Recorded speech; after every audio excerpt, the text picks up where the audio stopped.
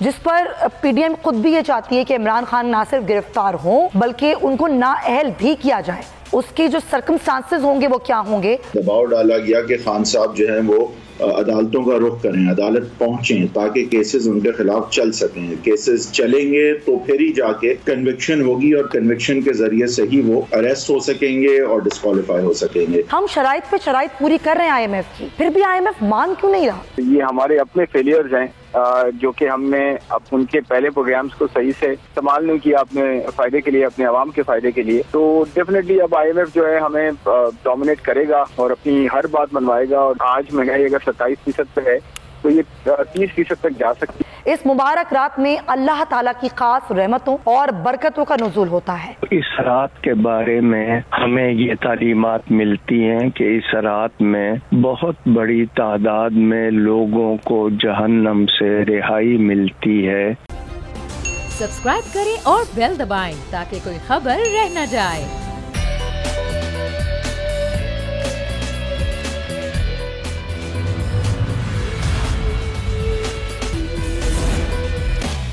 بسم اللہ الرحمن الرحیم، السلام علیکم۔ پروگرام میں میں سمیہ رضوان آپ کو خوش آمدید کہتی ہوں۔ ناظرین، آج ملکی سیاست پر کیسز پر بات کریں گے، لیکن شب برات کے حوالے سے ایک اہم سیگمنٹ ہمارے پروگرام کا حصہ ہوگا۔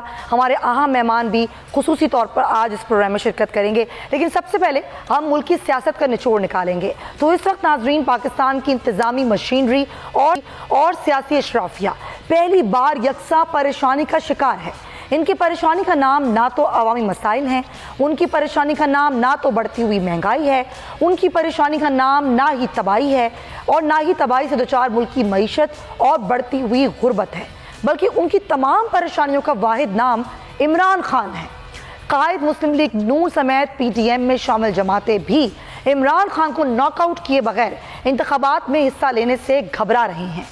جمہوریت کی علمبردار پی ڈی ایم سرکار کو عدالت بھی کہہ رہی ہے کہ اسمبلی تحلیل کے دن سے 90 روز کے اندر اسمبلی کے انتخابات کرانا لازمی ہے۔ ایسا نہ کرنے کی صورت میں آئین شکنی ہوگی، مگر اس کے باوجود پی ڈی ایم کے سربراہ مولانا فضل الرحمان پنجاب اور کے پی کے انتخابات ملتوی کرانے کا مطالبہ کر رہے ہیں۔ انتخابات سے راہ فرار کے لیے اتحادی سرکار کی جانب سے ایسے جواز پیش کیے جا رہے ہیں ناظرین، جنہیں سن کر منہ سے بے ساختہ نکلے کہ سبحان اللہ۔ فرض کر لیں کہ عوام کی اکثریت اور آئین کی پابندی کو نظر انداز کر کے اس بات کو چن لیں کہ معاشی حالت خراب ہے، انتخابات کا خرچ بار بار برداشت نہیں کیا جا سکتا، انتخابات اکتوبر یا نومبر میں ہی کرتے ہیں۔ اسی دوران مریم نواز شریف کی جو خواہش کے مطابق عمران خان گرفتار کر بھی لیے جاتے ہیں اور قید میں عمران خان پر ہر وہ حربہ استعمال کیا جاتا ہے جو کہ ان کے مخالفین چاہتے ہیں، اور عمران خان کے بارے میں میڈیا بھی خاموشی اختیار کر لیتا ہے۔ عمران خان کے کچھ ساتھیوں کو دباؤ میں ڈال کر الگ کر لیا جاتا ہے۔ انتخابات میں پی ٹی آئی اتنی نشستیں نہیں لے پاتی کہ وہ حکومت بنا سکے، مسلم لیگ نون پیپلز پارٹی کی حکومت بن جاتی ہے۔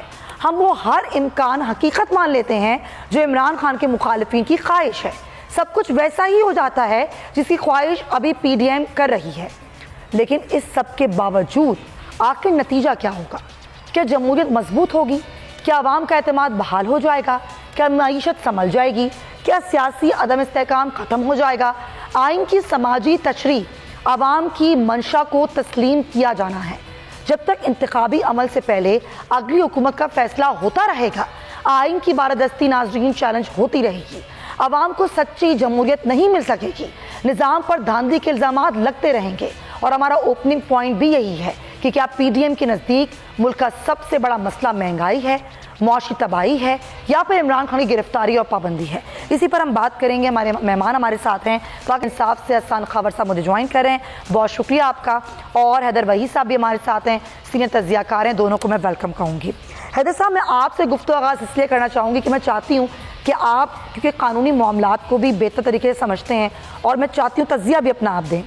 توشہ خانہ فوجداری مقدمہ، پھر ممنوع فنڈنگ کیس اور دیگر عمران خان پر کیسز، جس پر پی ڈی ایم خود بھی یہ چاہتی ہے کہ عمران خان نہ صرف گرفتار ہوں بلکہ ان کو نااہل بھی کیا جائے۔ اس کے بعد ہوتی رہے انتخابات کی بات، لیکن اس صورتحال میں جو उसके जो सर्कमस्टांसेस होंगे वो क्या होंगे, और क्या वो हम कर सकती है अभी इस वक्त जो मुल्क की मईशत है, जो आवाम के मसाइल हैं, जो मुल्क के मसाइल हैं, क्या ये सब कुछ बेयर कर सकते हैं हम? देखें, अभी जो पिछले फेज में हमने देखा कि दबाव डाला गया कि खान साहब जो हैं वो अदालतों का रुख करें, अदालत पहुंचें ताकि केसेस उनके खिलाफ चल सकें। केसेस चलेंगे तो फिर ही जाके कन्विक्शन होगी और कन्विक्शन के जरिए से ही वो अरेस्ट हो सकेंगे और डिस्क्वालीफाई हो सकेंगे। अब कन्विक्शन से पहले उनको अरेस्ट करना ज़्यादा पेचीदा है कि हुकूमत उनको अरेस्ट कर ले किसी कन्विक्शन के अगर बगैर करेगी तो ज़्यादा मुश्किल होगा उनको रखना, उनकी बेल होने का बहुत हाई चांस है।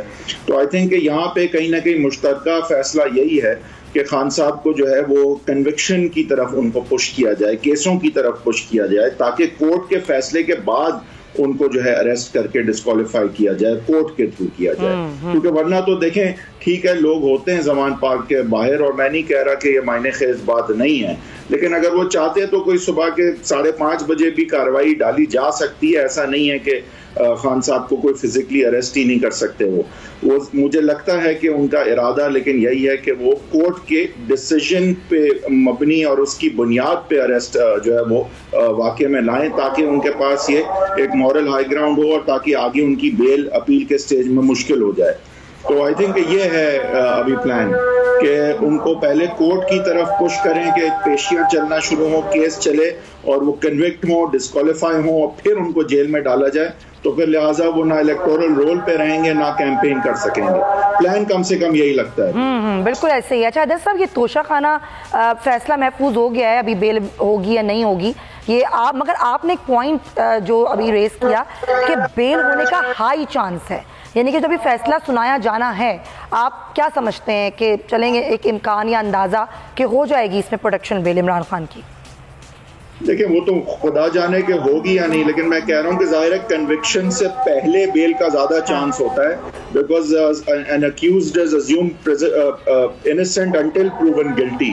अब अगर बहुत ही ज्यादा एक नेक्सस दिखाया जा सके जुर्म और अक्यूज के दरमियान तो बेल रिजेक्ट भी हो सकती है। अगर उसको बाहर छोड़ने से एविडेंस टैंपर हो या वो उसके मफरूर होने का खदशा हो तो बेल जो है इवन कन्विक्शन से पहले डिनाई हो सकती है। लेकिन ज्यादा चांस यही होता है कि अगर अभी ट्रायल नहीं चला है तो बेल हो जाए।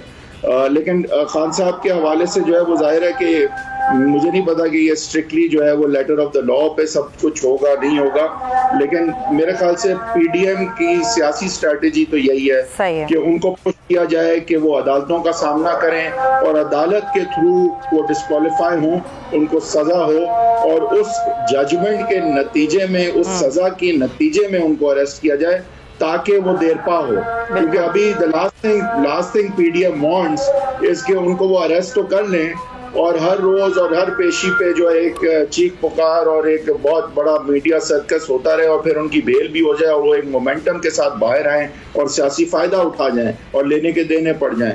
तो लगता तो यही है कि कम से कम कि वो उनका पहली तरजीह ये है कि कोर्ट के थ्रू पहले सजा हो, फिर वो अरेस्ट हो, फिर इलेक्शन, जो भी हो फिर कोर्ट के थ्रू हो। बिल्कुल सही पॉइंट है, लेकिन यही सूरत हाल लग रही है, चाहे ख्वाहिश हो भी तकमील वहीं से ही हो।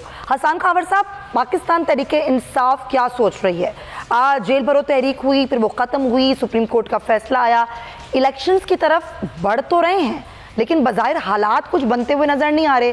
कल खबर आ रही थी इलेक्शन शेड्यूल जारी हो जाएगा, फिर नहीं हुआ, आज भी इजलास चल रहा है, फिर दूसरी तरफ खान साहब के केसेस भी हैं। आप लोगों की क्या हिकमत अमली आगे कि फिर कल बुध को आप लोग कोई रैली भी निकालने जा रहे हैं? अभी बिस्मिल्लाहिर्रहमानिर्रहीम। बिल्कुल सुमैया, कल इमरान खान खुद जो है लाहौर में एक रैली की क़यादत करेंगे जो ज़मान पार्क से निकल के दाता दरबार तक जाएगी और इंशाल्लाह आप देखेंगे कि लोगों का क्या जोश खरोश होगा, क्योंकि इमरान खान पहली दफ़ा सेहतयाब होने के बाद बाहर आ रहे हैं और कैंपेन का आगाज़ कर रहे हैं। अच्छा, दूसरी बात यह है कि आज अगर आप देखें तो आज 7 मार्च हो गई है और इलेक्शन एक्ट का जो सेक्शन 57(2) है वो 54 दिन की कैंपेन का टाइम देता है। आज अगर शेड्यूल नहीं आता तो इसका मतलब है कि 30 अप्रैल को इलेक्शन करवाने के लिए 54 दिन का शेड्यूल पूरा नहीं हो सकेगा। मुझे पूरी उम्मीद है कि इलेक्शन कमीशन जो है वो अदालत की हुकूमतूली नहीं करेगा और आज शेड्यूल जारी कर देगा, لیکن اگر یہ جاری نہیں ہوتا تو یہ بہت تشویشناک بات ہوگی. ویسے اس 54 دن کے شیڈیول کو چھوٹا بھی کیا جا سکتا ہے. دیکھیں میں آپ کو یہ بتاؤں کہ جانی تو بات الیکشن کے اوپر ہی ہے, اور الیکشن کے علاوہ پاکستان میں اب کوئی چارہ نہیں بچا. آئین کا بھی یہی کہنا ہے, عدالتوں کا بھی یہی حکم ہے. یہ حکومت وقت کی چاہے خواہش نہ ہو, چاہے اس میں ان کو اپنی سیاسی موت نظر آتی ہو, لیکن آئین کا راستہ اختیار کرنا پڑے گا. پہلے آپ یہ دیکھیں کہ جب تک اسمبلیاں نہیں ٹوٹی تھیں انہوں نے ہر ممکن کوشش کی. پنجاب کے اندر 17 جولائی کو ضمنی انتخابات جب ہوئے, آپ کو پتہ ہے کہ حمزہ شہباز کی حکومت تھی اور انہوں نے الیکشن جیتنے کے لیے کیا نہیں کیا, پھر بھی عوام نے اپنا فیصلہ سنا دیا. اس کے بعد جب ووٹ آف کانفیڈنس کی باری آئی چودھری پرویز الہی صاحب کی, تو ایک بندہ بھی نہیں توڑ سکے. ایک بندہ توڑا انہوں نے, اس کی جگہ ہمارے پاس ایک اور آدمی آ گیا. 186 سے یہ ایک ووٹ بھی کم نہیں کر سکے, جس کے نتیجے میں اسمبلی ٹوٹ گئی. اب ان کو یہ سمجھنا پڑے گا کہ یہ ہماری سیاست کی دکان بند ہو گئی ہے, اب میدان میں جا کے مقابلہ کرنا پڑے گا, ڈر نہیں سکتے. آپ نے رانا ثناء اللہ کا بیان سنا ہوگا, وہ یہ کہہ رہے ہیں کہ الیکشن کمیشن کو چاہیے کہ الیکشن کیمپین کے دوران جلسے جلوسوں پہ پابندی لگا دیں. آپ یہ ڈر کا اندازہ کریں کہ یہ کہتے ہیں کہ الیکشن کیمپین میں جلسے جلوس ہی نہ نکلیں کیونکہ خود جا نہیں سکتے. ان کا تو دل تھا کہ ووٹ پہ پابندی لگ جائے, یہ کسی طرح اسلام آباد میں بیٹھے رہیں اور ان کو ہلانے نہ آئے. ایسے ہو نہیں سکتا. یہ سیاسی جماعتیں ہیں, یہ کوئی ایک بات تو انہوں نے یہ کہی کل, اور ایک بات انہوں نے یہ کہی احسان خاور صاحب کہ ہمیں کوئی شوق نہیں ہے خان صاحب کو گرفتار کرنے کا, عدالتیں بلا رہی ہیں, ان کو پیش ہونا چاہیے. اگر کل خان صاحب کیمپین کر رہے ہیں, جو الیکشن کیمپین یا پھر جو بھی ریلی جس کی وہ قیادت کر رہے ہیں, جان کا خطرہ بھی ہے, صحت کے مسائل بھی ہیں, تو پھر عدالت میں بھی تو خان صاحب کو پیش ہونا چاہیے احسان صاحب. اچھا دیکھیں میں آپ کو بتاؤں, ان کو گرفتار کرنے کا شوق بہت زیادہ ہے خان صاحب کو. یہ سارے جو ہے نا اس وقت انتقام کی آگ میں جل رہے ہیں. یہ رانا ثناء اللہ نے کل ایک ٹی وی شو کے اوپر بیٹھ کے کہا ہے کہ یہ اب صرف ہمارا سیاسی اختلاف رائے نہیں رہا, یہ ہماری دشمنی ہے. اور پیمرا کی پابندی کے حوالے سے بھی انہوں نے کہا کہ یہ تو ہماری آپس کی بات ہے, لوگ کیوں سنیں ان باتوں کو. یہ تو انہوں نے ٹی وی کے اوپر خود کہا ہے. تو ان کی خواہش تو بڑی ہے, وہ صرف گھبرا رہے ہیں لوگوں کے ری ایکشن سے, اپنی ایک زور سیاسی پوزیشن سے گھبرا رہے ہیں. دوسری بات یہ ہے کہ خان صاحب روبہ صحت ہو گئے ہیں. کل عدالت میں پیش ہونے کی وجہ یہ نہیں تھی, اس کی وجہ بڑی واضح ہے. عمران خان پہ ایک قاتلانہ حملہ ہو چکا ہے, اگلے قاتلانہ حملے کی جو ہے ہمیں اطلاع ہے. ہم ان کی سیکیورٹی کمپرومائز نہیں کر سکتے. جو شخص F8 کی کچہری میں کیا ہے اس کو پتہ ہے کہ وہاں پر کیا حالات ہیں اور وہاں پہ کتنی کمپرومائز سیکیورٹی ہے. کل کی ریلی میں سیکیورٹی کو کس طریقے سے آپ لوگ کریں گے کہ وہاں پر کوئی مسائل نہ ہو؟ جی ہم پوری کوشش کر رہے ہیں کہ سیکیورٹی کے ہر ممکن انتظامات ہوں, لیکن میں آپ کو پھر یہ سمیہ کہوں کہ آپ کمپیئر نہیں کر سکتے اوپر میں ایک ریلی کو اور F8 کو. ہمیں عدالت میں پیش ہونے سے انکار تو ہے ہی نہیں. اچھا عدالت ہمارا تو تحریک انصاف ہے, ہم تو کہتے ہی ہیں کہ بھئی قانون سب کے لیے برابر ہونا چاہیے. ہماری استدعا کیا ہے؟ ہماری استدعا یہ ہے کہ آپ کیس کو جوڈیشل کمپلیکس میں منتقل کر دیں, وہاں خان صاحب پریزنٹ ہو جائیں, وہاں بہتر انتظامات ہیں. ہمیں امید ہے, آج عدالت میں کیس چل رہا ہے, امید ہے کہ عدالت جو ہے وہاں پہ ہمیں سنوائی ہوگی, لیکن ہم نے چلنا قانون کے مطابق ہے. ہمارا تو اصول یہ ہے کہ قانون سے کوئی بالا تر نہیں ہے, لیکن آپ کو یہ سمجھنا پڑے گا کہ اس وقت جو جنگ ہو رہی ہے یہ قانونی جنگ نہیں ہے, یہ سیاسی جنگ ہے. جب آپ کسی شخص کے اوپر 76 مقدمے کرتے ہیں, جب آپ ہمارے اب تو معاملات سیاسی سے بھی آگے بڑھ گئے. مجھے تو لگتا ہے کہ تمام سیاسی پارٹیز کے نا یہ پرسنل معاملات ہو گئے, یہ پرسنل زیادہ ہیں, پولیٹیکل کا کیس دیکھیں نا. آج فواد چودھری اور شاہ محمود پہ پرچہ کیا ہے کہ پریس کانفرنس کر رہے تھے تو وہاں پہ ٹریفک جام ہو گئی. جی جی جی, اس پہ فواد صاحب نے کہا کہ جی اگلا پرچہ کریں گے کہ ہم چھت پہ کھڑے ہو گئے گھور رہے تھے. یہ عجیب و غریب معاملات چل رہے ہیں سر, اس میں عوام کہیں نہیں ہے, عوام تو پس رہی ہے. پوائنٹ ہے. حیدر بھائی صاحب ابھی جو بات کر رہے تھے احسان صاحب, یہ رانا ثنا کہہ رہے ہیں کہ نہ جلسے ہونے چاہیے نہ جلوس ہونے چاہیے الیکشن کیمپین میں, اور انہوں نے اس بات کو اس سے لنک کیا تھا جو مولانا صاحب کہہ رہے تھے کہ کے پی میں ظاہر مسائل ہیں, امن و امان کے, دہشت گردی کا خطرہ ہے, تو فی الحال الیکشنز تو ہونے ہی نہیں چاہیے, اور اس بات کو وہ انڈوز کر رہے تھے. تو کیا واقعی یہ امن و امان, معاشی معاملات, ان کو حالات کو وجہ بنا کے سپریم کورٹ کا فیصلہ آ چکا ہے کہ 90 روز میں الیکشنز ہونے, کیا اس پہ ابھی کوئی لگتا ہے کوئی جواز آ سکتا ہے؟ دیکھیں اب جواز جو ہے وہ تو یہ ہے کہ کوئی جواز ہو، مطلب وجہ تو کوئی کچھ بھی بنا سکتا ہے، لیکن کوئی گنجائش اس میں چھوڑی نہیں ہے سپریم کورٹ نے، اور جو گنجائش چھوڑی تھی وہ ای سی پی کے لیے تھی، اور ای سی پی نے اس کا ناجائز استعمال نہیں کیا بلکہ بر وقت جو ہے، اور میرے خیال سے ایک حیرت انگیز طور پہ میرے خیال سے ایک بڑی ریزنیبل تاریخ بھی دی، اور پریزیڈنٹ صاحب نے 2 نفل بعد میں پڑھے، پہلے 30 منٹ میں اس کو قبول کیا اور 30 اپریل کی ڈیٹ دی۔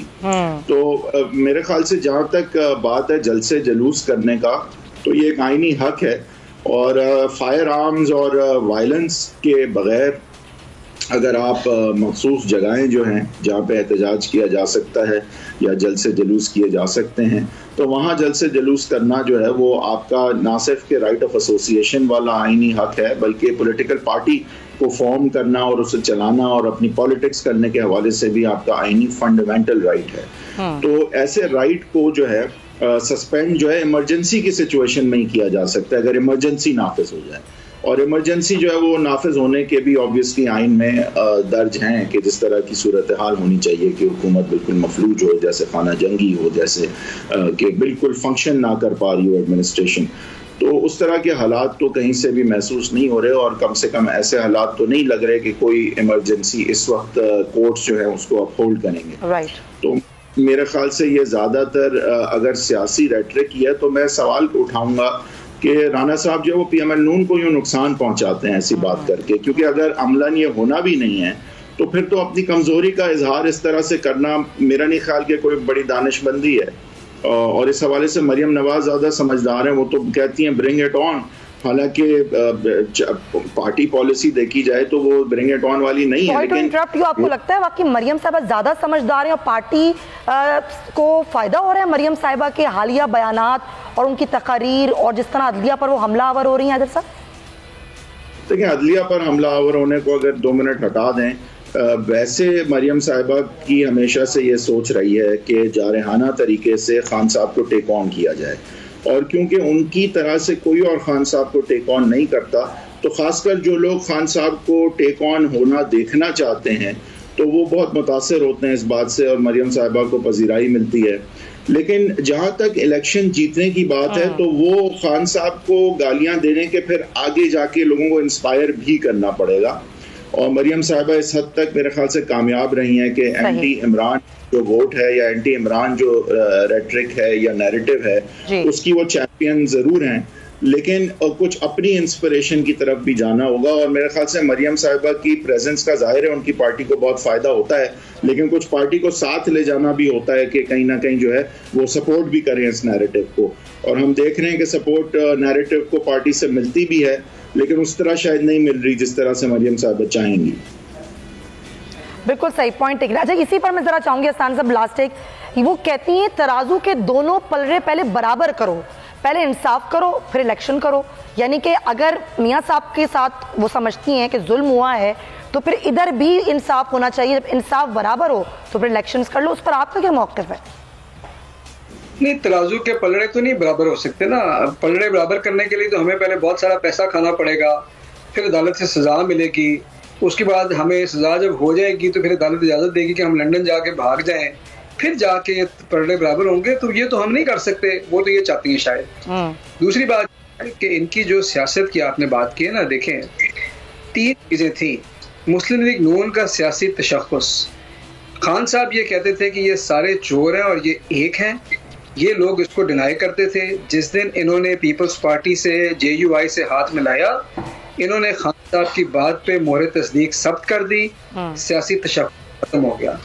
دوسری بات یہ کہتے تھے کہ جی ہم تجربہ کار ہیں، پچھلے 10 مہینے کے اندر عوام بلبلا اٹھے ہیں، پاکستان بدترین معاشی بحران کا شکار ہے اور ان کی تجربہ کاری پاکستان کو بہت مہنگی پڑی۔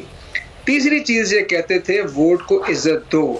آج الیکشن کروانے سے بھاگ رہے ہیں، ان کے پاس کوئی بیانیہ نہیں ہے، نہ کوئی عزت بچی ہے، نہ کوئی سیاست بچی ہے، پارٹی کا گرفت جا رہا ہے۔ میں یہ سمجھتا ہوں کہ اس پارٹی کو مریم نواز، شہباز شریف اور اسحاق ڈار نے جتنا نقصان پہنچایا ہے उतना नुकसान शायद पीटीआई के मकबूलियत ने भी नहीं पहुंचाया, कभी नहीं पहुंचाया। बिल्कुल सही पॉइंट टेकन। बहुत शुक्रिया हसन खावर साहब, हैदर वहीद साहब, आप दोनों हजरात के वक्त का बहुत बहुत ब्रेक लेंगे, वापस आएंगे तो कुछ बढ़ती हुई महंगाई और मईशत की सूरत हाल पे बात करेंगे। Stay with us.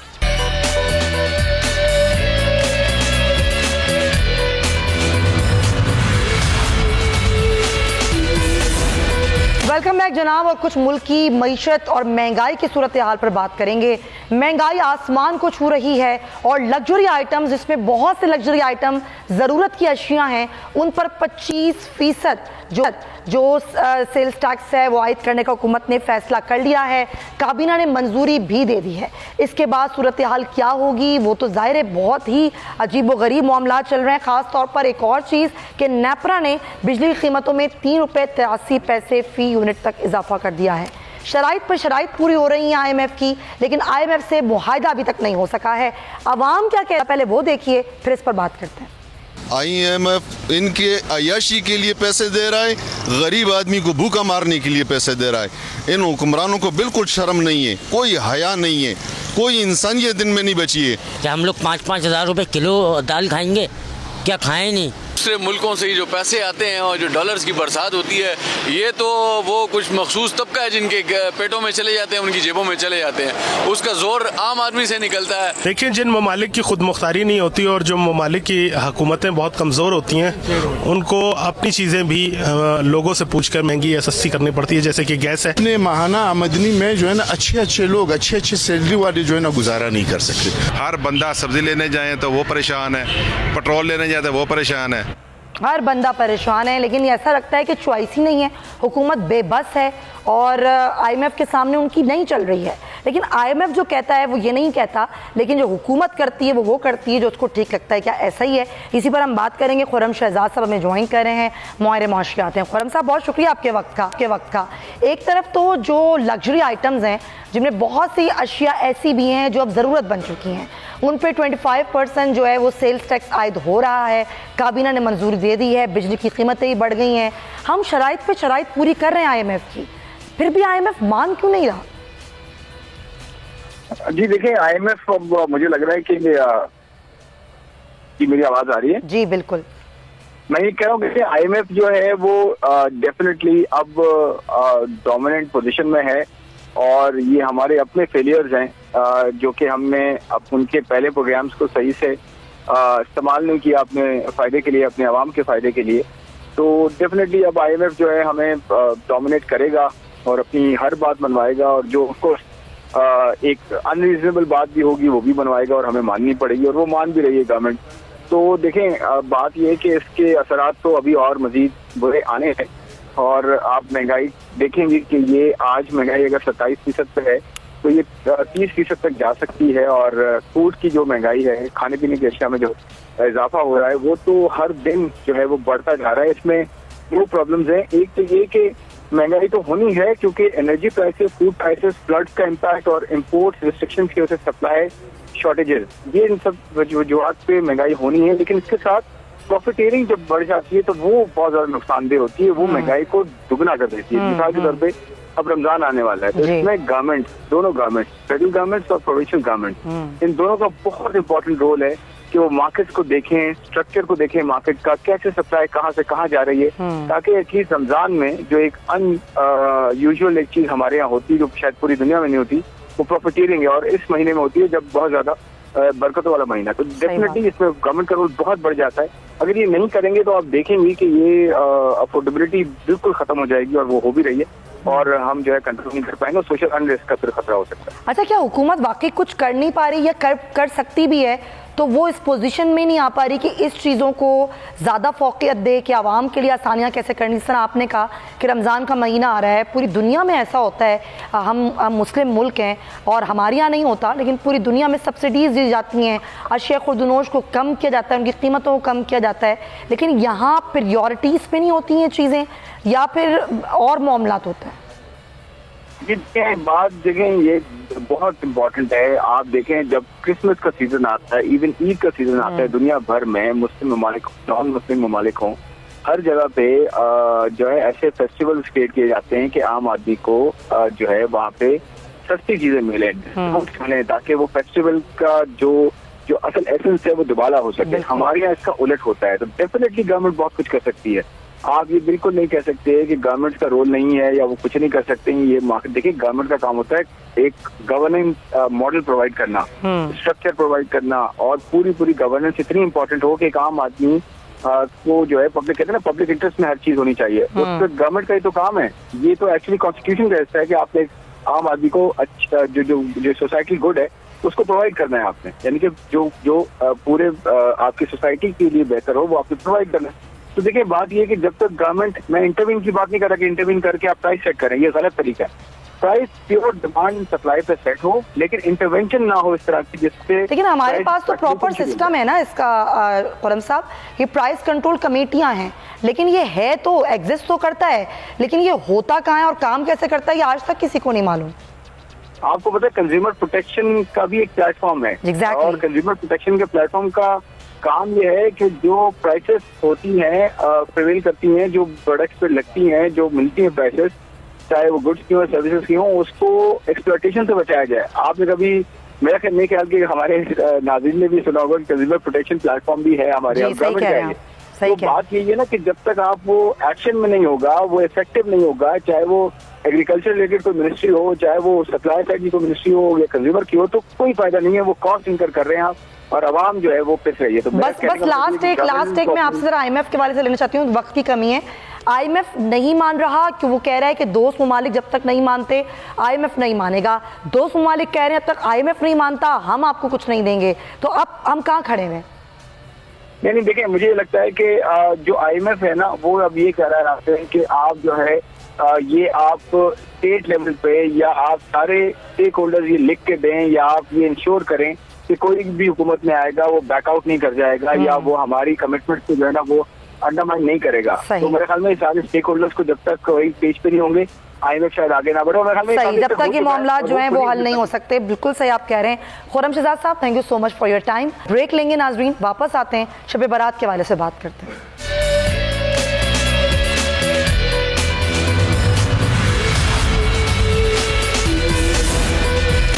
Welcome back ناظرین. اور آج ملک بھر میں شب بارات انتہائی مذہبی عقیدت اور احترام کے ساتھ منائی جا رہی ہے. یہ ایک ایسی مقدس رات ہے جس کو اللہ تعالیٰ نے قرآن مجید میں لیلۃ المبارکہ یعنی برکتوں والی رات فرمایا. اس مبارک رات کو لیلۃ البرکہ یعنی کہ دوزخ سے بری ہونے والی رات, لیلۃ الرحمہ یعنی اللہ تعالیٰ کی خاص رحمت کی رات, اور لیلۃ الصق یعنی کہ دستاویزات کی رات بھی کہا جاتا ہے. اور اس رات رحمت الہی کا اہل دنیا پر نزول ہوتا ہے. اللہ کے بندے اس رات میں رحمتیں لوٹتے ہیں, اور اللہ تعالیٰ لوٹنے والوں کو اتنا نوازتا ہے کہ جو انسانی حوصلوں کی وسعت سے بھی کہیں زیادہ ہوتا ہے. رحمت کے فرشتے اس شب کو دنیا میں نازل ہوتے ہیں, عبادت گزاروں کو تلاش کرتے ہیں, ان سے ملاقات فرماتے ہیں. اس شب پوری کائنات بارگاہ خداوندی میں سجدہ ریز ہوتی ہے. رسول اکرم صلی اللہ علیہ وآلہ وسلم نے ارشاد فرمایا, شعبان بہت ہی برگزیدہ مہینہ ہے, اور اس ماہ مبارک کی عبادت کا بے حد ثواب اللہ تعالیٰ نے فرمایا ہے. ام المومنین حضرت سیدہ عائشہ صدیقہ رضی اللہ تعالیٰ عنہ سے روایت ہے کہ حضور اکرم صلی اللہ علیہ وآلہ وسلم نے فرمایا کہ اس شب اس سال میں جتنے بھی پیدا ہونے والے ہیں وہ سب لکھ دیے جاتے ہیں, اور جتنے اس سال میں مرنے والے ہیں وہ سب بھی اسی رات میں لکھ دیے جاتے ہیں. اور اس رات میں سب بندوں کے اعمال اٹھائے جاتے ہیں, اور اسی رات میں لوگوں کی مقررہ روزی اتاری جاتی ہے. اس مبارک رات میں اللہ تعالیٰ کی خاص رحمتوں اور برکتوں کا نزول ہوتا ہے. بخشش اور مغفرت اور رحمت کے دروازے کھول دیے جاتے ہیں, انعام و اکرام کی بارشیں ہوتی ہیں, توبہ اور دعائیں قبول ہوتی ہیں. اسی پر ہم بات کریں گے. ہمیں جوائن کر رہے ہیں عالم دین علامہ کوکب نورانی صاحب. بہت شکریہ کوکب صاحب, آپ نے وقت نکالا. سب سے پہلے تو آج کی اس رات کی, آج کی شب برات کی اہمیت اور فضیلت کے حوالے سے تھوڑا سا فرمائیے گا. میں جاننا چاہتی ہوں کہ اس رات کی, اس شب کی کیا فضیلت اور کیا اہمیت ہے. بسم اللہ والحمد للہ والصلاة والسلام علی رسول اللہ. اللہ تعالی اپنے بندوں پر مہربانی فرماتا ہے اور انہیں توبہ کے لیے, مغفرت کے لیے خاص موقع بھی عطا فرماتا ہے. سارے دن ساری راتیں اللہ تعالی ہی کی ہیں، مگر کچھ خاص ہیں، جیسا کہ قرآن میں ہے وذکرہم بایام اللہ، اور ان کو یعنی لوگوں کو اللہ کے دن یاد دلاؤ، یعنی جن دنوں میں خاص مہربانی ہوئی۔ اس رات کے بارے میں ہمیں یہ تعلیمات ملتی ہیں کہ اس رات میں بہت بڑی تعداد میں لوگوں کو جہنم سے رہائی ملتی ہے۔ وہ سچی توبہ کر لیں، اللہ سے دعا کریں، مغفرت چاہیں تو ان پر خاص مہربانی ہوتی ہے، جیسا کہ احادیث شریفہ میں واضح ہے۔ متعدد احادیث موجود ہیں جن میں یہ واضح ہے کہ ایک قبیلہ تھا جس کو بنو کلب کہتے تھے، اس کے پاس بکریاں ہی بہت زیادہ تھیں، لیکن حدیث میں ہے کہ اس کی بکریوں کے بالوں کے برابر اس رات میں لوگوں کو جہنم سے اللہ تعالی رہا فرماتا ہے، سوائے کچھ لوگوں کے جب تک وہ سچی توبہ نہ کریں۔ تو یہ بخشش کی رات ہے، مغفرت کی رات ہے، اس میں نجات کی نوید سنائی گئی ہے۔ اگر ہم سچے دل سے توبہ کر کے اللہ کے سامنے جھک جائیں تو وہ مہربانی فرماتا ہے۔ علامہ صاحب، اس رات کو عبادات کس طرح سے کیا کیا کر سکتے ہیں؟ روزہ رکھ سکتے ہیں؟ نوافل کس طرح سے ادا کیے جا سکتے ہیں؟ اس رات میں مغرب کی جو ساعتیں ہوتی ہیں، جب سورج غروب ہو جاتا ہے تو اسلام کے حوالے سے رات شروع ہو جاتی ہے۔ اسلام میں رات پہلے، دن بعد میں۔ تو مغرب کی نماز کے بعد 6 نفل پڑھے جاتے ہیں۔ 2 نفل پڑھنے کے بعد 1 مرتبہ سورہ یاسین شریف، پھر 2 نفل، پھر 1 مرتبہ سورہ یاسین شریف، پھر 2 نفل، پھر 1 مرتبہ سورہ یاسین شریف۔ یہ درازی عمر، رزق میں خیر و برکت اور حفاظت کے لیے۔ اس کے بعد اس رات میں قبرستان جانا، نبی کریم صلی اللہ علیہ وآلہ وسلم اس رات میں خاص طور پر قبرستان تشریف لے گئے۔ وہاں جانا، موت کو یاد کرنا اور اہل ایمان کے لیے مغفرت کی دعا کرنا۔ صلاۃ الخیر، یہ حضرت سیدنا امام حسن بصری رضی اللہ تعالی عنہ سے منقول کہ اس رات میں اگر کوئی 100 نفل پڑھے 2 کر کے تو 50 سیک بن جائیں گے۔ ہر رکعت میں سورہ فاتحہ کے بعد 10 مرتبہ قل هو اللہ شریف، سورہ اخلاص پڑھے تو ایسی نماز پڑھنے والا اللہ تعالیٰ کی عطا سے بخشش بھی پاتا ہے اور اللہ تعالیٰ اس کی 70 حاجتیں پوری فرماتا ہے۔ قرآن کریم کی تلاوت ہو، سچی توبہ ہو، ایک دوسرے سے معافی چاہیں اور سچے دل سے، دکھاوے کو نہیں بلکہ دل سے معافی چاہیں، اور جو ہم سے خطائیں ہو گئی ہیں ان کے بارے میں شرمندہ ہو کر اللہ سے دعا کریں۔ یہ ضروری ہے، ظاہر ہے یہ سب کچھ کرنا چاہیے، کرتے بھی ہیں لوگ۔ علامہ صاحب، مختصراً بس یہ بتا دیجئے کہ آج کی نئی نسل کو ہم کس طریقے سے آپ صلی اللہ علیہ وآلہ وسلم کی تعلیمات آج کے دن کے حوالے سے کس طریقے سے ہم اس کی برکات سے اپنے آپ کو جو ہے وہ لے سکتے ہیں، خاص طور پہ اس رات کی؟ ہم ہر کوئی جو بھی انسان ہے اپرچونیٹیز کے جی خاص موقعوں کا منتظر کہ ہمیں کوئی انعام ملے، ہمارے لیے کچھ بہتری ہو، تو ہم دنیا کے سارے معاملات میں اس کو سمجھتے ہیں۔ ہمارا زیادہ وقت اب کھیل کود میں یا دنیا کی رنگینیوں میں گزرنے لگا ہے، جس کی وجہ سے نہ ہمیں موت یاد ہے نہ اللہ تعالیٰ کی یاد ہے۔ تو اس موقع پر کوشش کرنی چاہیے کہ ہمارا رخ جو ہے وہ اللہ کی طرف ہو جائے۔ اس کے لیے یہی ہے کہ ہم دنیا کے معاملات میں جیسے ایک دوسرے کا خیال رکھتے ہیں، اللہ تعالیٰ کی عبادت کا بھی خیال رکھیں۔ جس نے ساری نعمتیں دی ہیں पूरा जिस्म, सेहत, तंदुरुस्ती, हजार नेमतें हैं, तो शुक्र करते हुए अल्लाह की याद करनी चाहिए। और ये यकीन है कि हमने एक दिन यहाँ से जाना है, तो जहाँ जाना है वहाँ के लिए भी कोई तैयारी होनी चाहिए। किसी खेल में जाते हैं तो आप उसके सारे सामान लेके जाते हैं, किसी तकरीब में जाते हैं एहतमाम करके जाते हैं।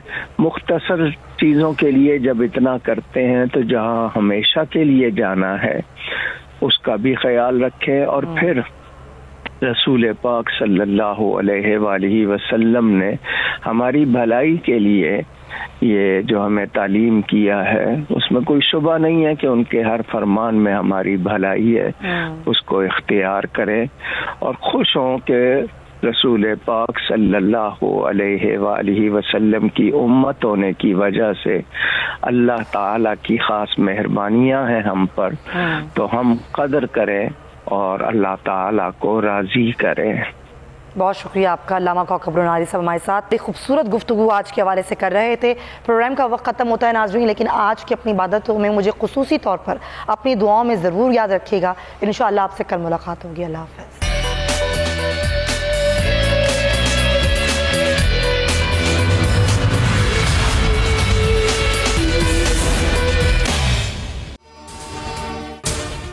अगर आपको ये वीडियो पसंद आई है तो सब्सक्राइब करें और बेल आइकन पर क्लिक करें।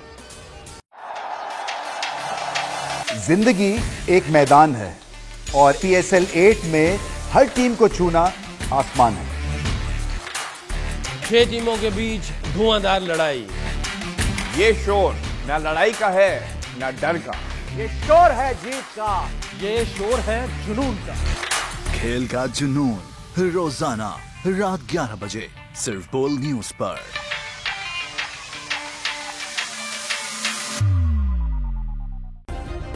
सब्सक्राइब करें और बेल दबाएं ताकि कोई खबर रह न जाए।